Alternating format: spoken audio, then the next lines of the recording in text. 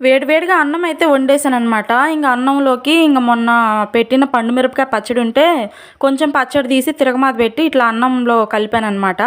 చాలా అంటే చాలా టేస్టీగా ఉంది. అన్నం మొత్తం నాకే కాదులేండి, మా పిల్లలకు కూడా తలా ఒక ముద్ద పెట్టాను.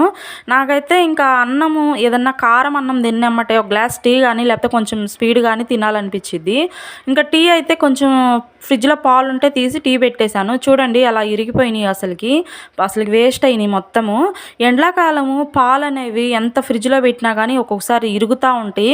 మనం జాగ్రత్తగా చూసుకోవాలి. ఎందుకంటే అసలు ఎండాకాలం మొత్తం ఏ రోజుకి ఆ రోజే వాడేయాలనమాట పాలు. ఇంక మళ్ళీ పాల ప్యాకెట్ తెప్పించి ఇంక అప్పటికప్పుడు టీ అయితే పెట్టాననమాట.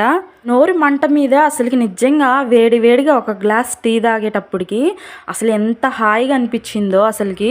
మీలో కూడా ఎవరికైనా ఇలా అనిపించిద్దా? పచ్చడన్నం కానీ కారం అన్నం కానీ తినంగానే ఇట్లా వేడి వేడిగా ఒక గ్లాస్ టీ తాగితే చాలా బాగుంటుందని అయితే కామెంట్ చేయండి.